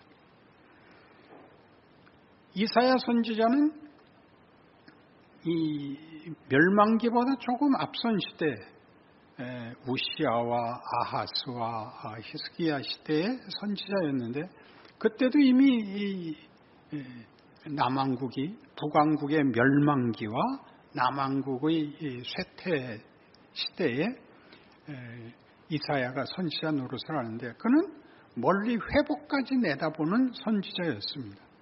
이스라엘의 멸망과 실패뿐만 아니라 회복을 내다보는 선지자가 61장, 이사야 61장에서 이렇게 회복을 이렇게 놀랍게 노래했습니다. 찾아봅시다. 이사야 61장. 주 여호와의 영이 내게 내리셨으니 이는 여호와께서 내게 기름을 부으사 가난한 자에게 아름다운 소식을 전하게 하려 하심이라. 나를 보내사 마음이 상한 자를 고치며 포로된 자에게 자유를, 갇힌 자에게 노임을 선포하며 여호와의 은혜의 해와 우리 하나님의 보복의 날을 선포하여 모든 슬픈 자를 위로하되 무릇 시온에서 슬퍼하는 자에게 화관을 주어 그 죄를 대신하며 기쁨의 기름으로 그 슬픔을 대신하며 찬송의 옷으로 그 근심을 대신하시고 그들이 의의 나무 곧 여호와께서 심으신 그 영광을 나타낼 자라 일컬음을 받게 하려 하심이라. 그들은 오래 황폐되었던 것을 다시 쌓을 것이며 옛부터 무너진 것을 다시 일으킬 것이며 황폐한 성읍 곧 대대로 무너져 있던 것들을 중수할 것이며 외인은 서서 너희 양떼를 칠 것이요 이방 사람은 너희 농부와 포도원지기가 될 것이나 오직 너희는 여호와의 제사장이라 일컬음을 받을 것이라. 사람들이 너희를 우리 하나님의 봉사자라 할 것이며 너희가 이방 나라들의 재물을 먹으며 그들의 영광을 얻어 자랑할 것이니라. 너희가 수치 대신에 보상을 배나 얻으며 능력 대신에 몫으로 말미암아 즐거워할 것이라. 그리하여 그들의 땅에서 갑절이나 얻고 영원한 기쁨이 있으리라. 무릇 나 여호와는 정의를 사랑하며 불의의 강탈을 미워하여 성실히 그들에게 갚아주고 그들과 영원한 언약을 맺을 것이라. 그들의 자손을 문나라 가운데 그들의 후손을 만민 가운데 알리리니 무릇 이를 보는 자가 그들은 여호와께 복받은 자손이라 인정하리라. 놀라운 구원의 약속입니다.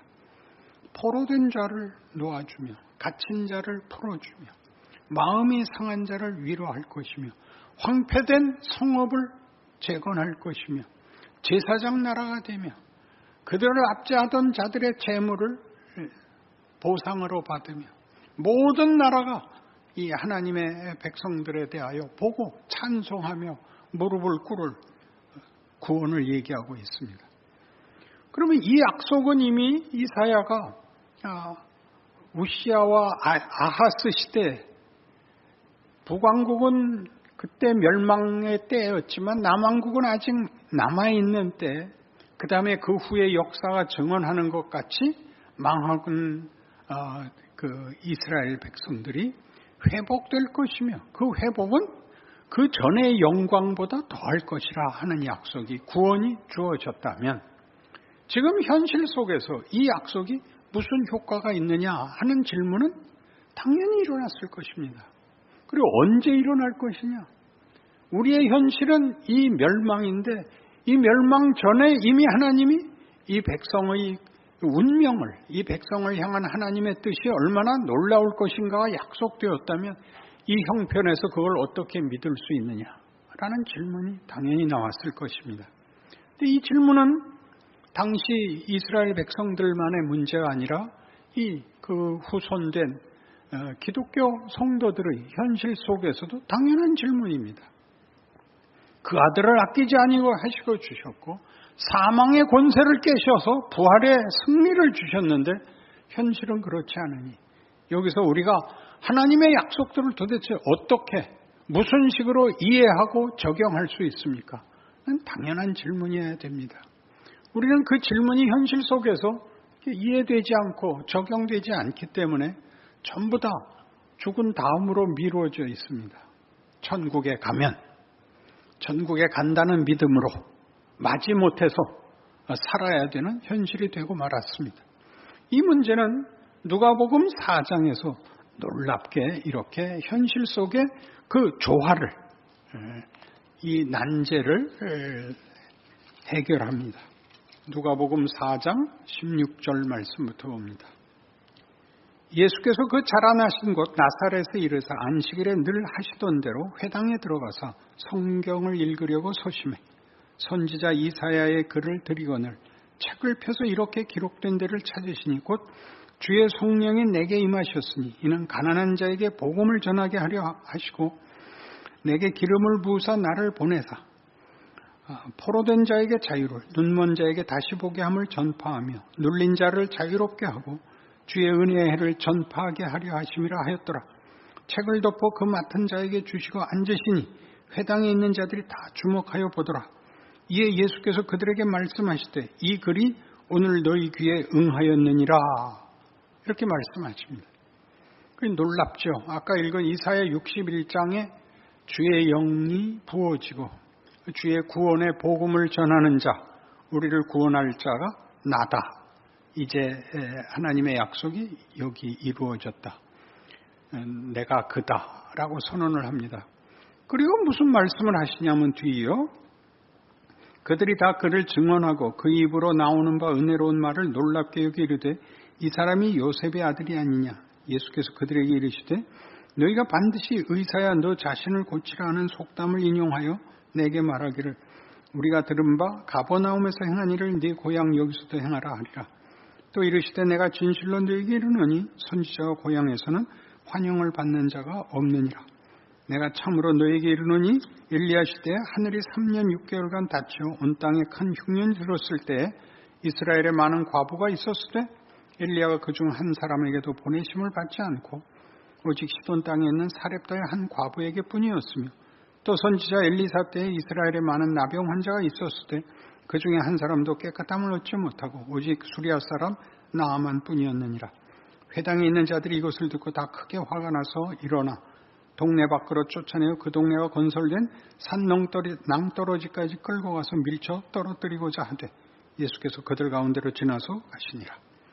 여기 이 이사야 61장의 구원의 약속이 여기 이 역사 속에 현실화된 그 주인공인 예수로 말미암아 이것이 내가 그 약속의 주인공이다. 인데 그 다음에 뭐라고 얘기하냐면 들은 자들이 그의 가르침을 놀랍게 여기지만 요셉의 아들이 아니냐. 니까짓 게 무슨 메시아란 말이냐. 권력도 없고 특별한 권위가 없어 보이고 평범한 사람 중에 하나인데 이렇게 큰 소리를 치느냐. 그래서 예수님이 엘리야 얘기를 듣는 거죠. 엘리야가 너희가 최고의 선지자라고 얘기하는 엘리야가 왔을 때 아무도 알아보지 못했다. 아무도 환영하지 않았다. 그는 심지어 까마귀가 먹을 걸 물어도 줘야 됐었고 그 과부 집에서 얻어먹고 살아야 됐었다. 너희 중에 아무도 그를 못 알아봤다. 그러자 이 사람들이 우리가 이 메시아를 못 알아본단 말이냐 하고 그를 내쫓아서 죽이려고 하자 예수님이 그들 사이로 벗어나 나왔다입니다. 구원에 대한 약속에 대해서도 이스라엘은 제대로 이해하지 못했고 기독교 2000년 역사 속에서도 하나님의 구원의 역사가 예수 안에서 이루어진 것이 현실 속에 어떻게 적용되어야 하느냐 하는 것은 늘 가장 큰 오해의 문제가 되곤 했습니다. 예수님은 그가 오시자 모든 것이 해결된 현실적인 문제들이 해결된 것으로 당신을 증거하거나 당신의 일을 목적하시지 않고 그를 못 알아보고 심지어 그의 말을 책잡고 오히려 그를 조롱하고 수치를 주고 죽이는 자리로 몰아가는 속에서 이 구원의 약속이 구원의 주인공이 하나님의 약속을 만들어가고 있습니다. 그러니 우리가 엘리야의 이 갈멜산 전투를 보면 무엇이 우리를 놀라게 하느냐 하면 엘리야는 여호와가 내 하나님이다. 나의 하나님은 여호와다. 그런 뜻입니다. 이 엘리야가. 그러니까 그가 처음 등장을 할 때 보통 선지자들의 등장과 어떻게 다르게 등장하느냐 하면 모든 선지자들은 어디에 사는 누구의 손자, 누구의 아들 아무개가 여호와의 말씀을 받으니라. 혹은 여호와의 말씀이 임하니라. 그래서 이제 백성들 앞에 하나님께서 내게 이렇게 말씀하셨다. 이렇게 나가는데 엘리야는 거꾸로 자발적으로 아합에게 나타나서 내가 믿는 여호와의 살아계심을 두고 맹세하노니 내 말이 없으면 이 땅에 우로가 그치리라. 가뭄이 계속되리라. 그런 얘기죠. 내가 말해야 우러가 다시 회복될 것이고, 말하자면 그것은 내가 하는 말이다. 이렇게 얘기를 합니다. 하나님의 말씀이 임하여 그걸 증거하는 게 아니고, 엘리야가 자기 주장을 펴고 자기 약속을 하고, 갈멜산 전투에서도 그가 하는 기도는 아브라함과 이삭과 이스라엘의 하나님이시여입니다. 역사를 들추고 이 백성들로 하여금 여호와만이 주인이신 줄 알게 하시고, 그리고 내가 여호와의 종인 것을 알게 하옵소서라고 기도합니다. 내게 응답하소서, 내게 응답하소서입니다. 어떤 의미에서 굉장한 도박입니다. 하나님이 답하지 않으면 큰일 나는 일을 엘리야는 저지른 사람입니다. 그리고 그 가뭄이 그치고 비가 내리는 것도 엘리야가 갈멜산 꼭대기에 올라가서 무릎을 꿇고 7번이나 반복해서 기도하여 구름이 오고 비가 오게 됩니다. 이런 일들은 엘리야가 감히 하나님의 뜻을 앞질러서 어떤 의미에서 중재자로 나서는 일을 놀랍게 보여주고 있는데, 이 일은 아합이 힘을 다하여 자기의 악한 일을 마음껏 하는 것과 극명한 대조를 가지게 됩니다. 우리가 쉽게 아합은 악한 왕이었고 엘리야는 가장 선한 종이었다, 이렇게 얘기하는 대조 정도가 아니라, 하나님을 믿는다는 것은 아합이 믿는 우상들은 아합이 조종하는 것이고, 하나님을 믿는 신앙은 하나님이 다 하는 것이다 해서 이쪽에도 하나님 앞에 아뢰고 앞서서 요구하고 하는, 하나님이 우리와 함께 하는 일이 있다. 아합이 주장하는 신들은 꼭두 각시지만 하나님은 간구에 응답하시고 우리와 뜻을 합치시고 우리의 소원에 응답하시는 살아있는 분이다 하는 것이 엘리야 선지자에게서는 굉장히 강하게 부각되는 것입니다. 그래서 그는 이스라엘 백성 앞에 하나님만이, 여호와만이 우리의 하나님이다를 증거하는 일에 아합을 해치지 않습니다. 아합에게 그가 뭐라고 하느냐 하면, 그 선지자들, 가짜 선지자들을 다 시내가에 데려가서 쳐 죽이고, 아합에게는 올라가서 식사를 하십시오. 내가 가서 기도를 하고 비가 오게 되면 모시러 내려오겠습니다 입니다. 그래서 아합은 졌는데도 불구하고 그 반대인 엘리야의 대접을 받고 식사를 하고 쉬고 있고, 엘리야는 산 꼭대기에 올라가서 무릎을 꿇고 간절히 기도하여 이제 시종이 바다 쪽에서 구름이 옵니다. 뛰어내려와서 큰 비가 올 것이니 어서 마차를 타고 환궁하십시오. 그리고 자기가 마치 아합의 시종인 것 같이 마차 앞에서 그 시종들과 함께 뛰어 사마리아 궁까지 가게 됩니다. 악당을 죽이는 것이 하나님의 궁극적인 목적이 아니며, 악한 것을 벌하는 것은 악한 것에 대하여 보복하시는 것이 아니라, 이건 아니다, 이건 아니다, 그러지 마라, 거기가 아니고 이쪽으로 가라 라고 얘기하는 것이 하나님의 진심이 표출되는 것입니다. 틀린 사람을 고발하고 악당을 죽여서 기독교가 유지되고 그 목적이 완성되는 게 아니라, 우리 보고 자꾸 그리 가지 말고 이리 가라, 우리를, 그러니까 하나님의 자녀들을 하나님이 가르치고 권면하고 노하시고 꾸중하시고 다루시는 것입니다. 이 마음에 엘리야가 동참한다는 것은 굉장히 놀라운 일입니다. 우리는 이 사실을 볼 때 하나님의 진노와 하나님의 약속 사이에 있는 이 모순, 그 타협 혹은 그 조화의 어려움에서 신자란 모름지기 그 꾸중을 달게 받아야 하며, 또 하나님의 마음에 부합된 하나님의 사람으로서 우리의 인생과 우리의 기도와 우리의 인생이 중요하게 임마누엘의 역사를 반복하고 있다는 사실을 알아야 됩니다. 이사야 64장입니다. 그래서 이사야는 이렇게 기도하게 됩니다. 1044페이지 구약성경 이사야 64장입니다.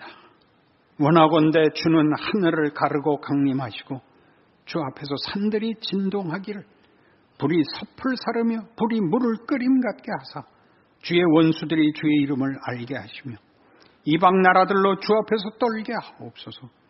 주께서 강림하사 우리가 생각하지 못한 두려운 일을 행하시던 그때에 산들이 주 앞에서 진동하였사오니 주 외에는 자기를 앙망하는 자를 위하여 이런 일을 행한 신을 옛부터 들은 자도 없고 귀로 들은 자도 없고 눈으로 자도 없었나이다. 주께서 기쁘게 공의를 행하는 자와 주의 길에서 주를 기억하는 자를 선대하시거늘 우리가 범죄함으로 주께서 진노하셨사오며 이 현상이 이미 오래되었사오니 우리가 어찌 구원을 얻을 수 있으리이까. 무릇 우리는 다 부정한 자 같아서 우리의 의는 다 더러운 옷 같으며 우리는 다 잎사귀같이 시들므로 우리의 죄악이 바람같이 우리를 몰아가나이다. 주의 이름을 부르는 자가 없으며 스스로 분발하여 주를 붙잡는 자가 없사오니 이는 주께서 우리에게 얼굴을 숨기시며 우리의 죄악으로 말미암아 우리가 소멸되게 하셨음이니이다. 그러나 여호와여 이제 주는 우리 아버지시니이다. 우리는 진흙이요 주는 토기장이시니 우리는 다 주의 손으로 지으신 것이니이다. 여호와여 너무 분노하지 마시오며 죄악을 영원히 기억하지 마시옵소서. 구하오니 보시옵소서 보시옵소서. 우리는 다 주의 백성이니이다. 주의 거룩한 성읍들이 광야가 되었으며 시온이 광야가 되었으며 예루살렘이 황폐하였나이다. 우리 조상들이 주를 찬송하던 우리의 거룩하고 아름다운 성전이 불에 탔으며 우리가 즐거워하던 것이 다 황폐하였나이다. 여호와여 이리 이러하거늘 주께서 아직도 가만히 계시려 하시나이까. 주께서 아직도 잠잠하시고 우리에게 심한 괴로움을 받게 하시려나이까.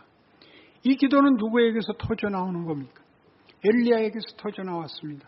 하나님이 부르시기 전에 그가 먼저 뛰어나가 하나님을 붙잡고 하나님 앞에 하나님의 하나님 되심을 나타내셔야 됩니다. 라는 일을 오고 오는 시대에 우리에게 맡기는 겁니다. 엘리야, 나의 하나님은 여호와시다. 그 이름이 예수에게서 어떻게 반복이 됩니까? 그의 오심은 임마누엘 아닙니까? 그의 이름이 하나님이 우리와 함께 하시도다. 우리는 그의 보내심을 받는 자입니다. 요한복음 17장에서 선언된 바와 같이 아버지께서 나를 보내신 것 같이 나도 너희를 보내노라. 아버지가 내 안에 내가 아버지 안에 있는 것 같이 너희도 다 하나가 되어 우리 안에 있어 아버지께서 창세 전에 내게 준 영광을 보게 하시기를 원하노라. 내가 아버지의 영광인 것 같이 너희는 다 나의 영광이니라. 네가 선 자리는 엘리야가 내가 여기 있다. 오바댜가 엘리야를 찾으러 나오고 엘리야가 그를 만나서 아합에게 내가 여기 있다 하라. 오바댜는 궁중 대신이었고 아합은 엘리야를 만나려고 혈안이 되어서 그를 찾았으나 엘리야가 숨어서 찾지 못하였을 때 이 마지막 더 기다릴 수 없는 끝에 가뭄 끝에 엘리야를 찾으러 모든 신하들을 보냈을 때 엘리야가 국내 대신 오바댜를 만나줍니다. 내가 여기 있다 하라. 아합에게 가서 내가 여기 있다 하라. 여호와가 여기 있다 하라. 그의 이름이 그것입니다. 여러분 모든 신자는 모든 사람 앞에 내가 임마누엘이다. 하나님이 우리와 함께 하신다. 나와 함께 한다. 라는 이름으로 불리고 있습니다. 아무개야. 나중에도 나오는데 엘리야야 너 왜 거기 있느냐. 여호와가 왜 굴에 숨어 있느냐. 그렇게 도전하시는 하나님의 음성이 오늘 우리를 깨워서 우리가 하나님의 일하심에 참여하는 그 기쁨, 창조와 재창조와 은혜와 영광과 생명과 진리에 대한 살아있는 증거라고 그렇게 여러분의 인생을 이해하셔야 됩니다. 권력을 잡고 마이크를 잡고 여론의 지지를 받아야 되는 문제가 아닙니다. 우리는 하나하나가 하나님께서 이 역사를 주관하시고 역사의 주인이신 것이 드러나는 우리는 그의 영광의 복사판들입니다. 그 영광의 살아있는 증거들입니다. 코로나 시대입니다. 무엇으로도 해결이 안 되는 모든 선진국과 부와 무력을 무효화시킨 하나님의 흔드시며 도전입니다. 우리야말로 지금 일어나라 빛을 발하라에 대답해야 되는 유일한 소망이고 증인이고 기적입니다. 그 인생이 이렇게 감춰져 있는 것을 놀라지 마십시오. 권력은 아합이 쥐고 있지만 엘리야가 그 시대에 살아있는 하나님의 간섭이었으며 면면이 이어지는 하나님의 약속의 성실함이었음에 산 역사가 되는 것입니다. 여러분 모두가 그렇습니다. 이 위대한 영광과 책임을 감사하고 찬송하시는 여러분의 현실적인 인생이 있기를 바랍니다. 기도하십시다. 하나님 아버지, 우리의 귀한 이름과 우리의 현존과 현실에 대하여 하나님 앞에 영광이 되는 책임을 감당하게 하옵소서. 예수님 이름으로 기도합니다. 아멘.